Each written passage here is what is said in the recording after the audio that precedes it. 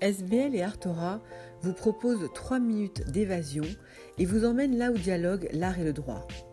Je suis Delphine Brunès-Toclet et je vous parle aujourd'hui de l'affaire de l'emballage du Pont Neuf par le duo d'artistes Christo et Jeanne-Claude. Après avoir fui sa Bulgarie natale, Christo arrive à Paris en 1958 et rencontre celle qui deviendra sa femme et partenaire artistique, la Française Jeanne-Claude. Dès la fin des années 50, ils créent ensemble leurs premiers empaquetages.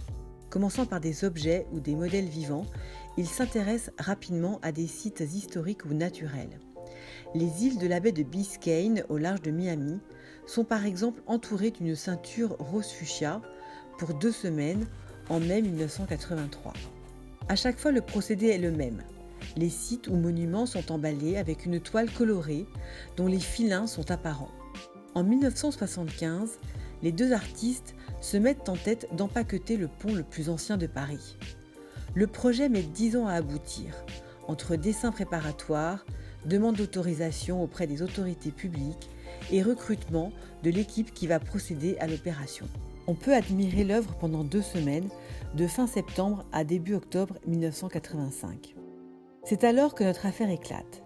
Le 23 septembre 1985, le lendemain de l'empaquetage du pont, un hélicoptère prévoit de survoler l'installation afin de tourner des images pour une série télévisée. Christo démarre alors une procédure judiciaire d'urgence pour protéger son œuvre contre sa reproduction et diffusion illicite. Le photographe et les agences de presse chargées de tourner les images sont assignés en référé. Pour ces derniers, cet empaquetage est un fait d'actualité, bien plus qu'une œuvre d'art. Ils ont donc le droit d'informer les spectateurs et de tourner des images. Le 25 décembre 1985, le juge des référés décide que l'œuvre est une création originale.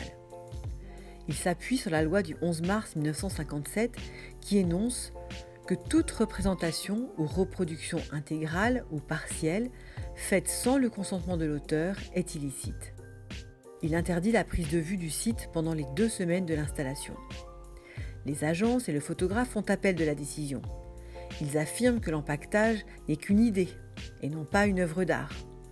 La cour d'appel répond que les artistes, de par leur choix de ce pont très célèbre et le procédé reconnaissable, réalisent une œuvre originale.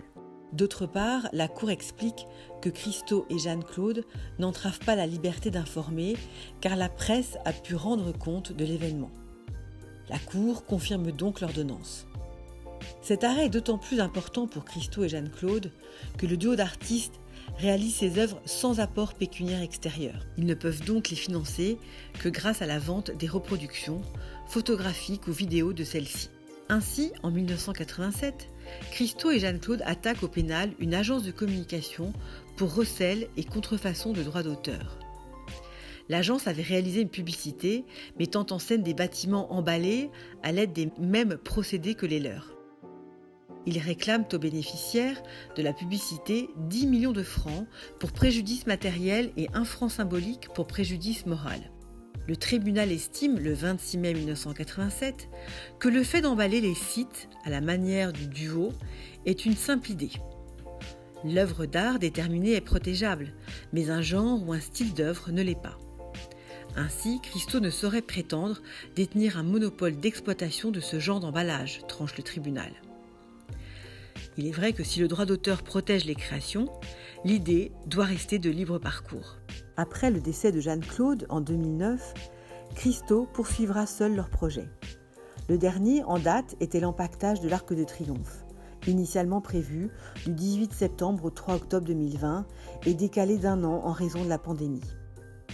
Une belle façon de rendre hommage à l'artiste décédé récemment à l'âge de 84 ans.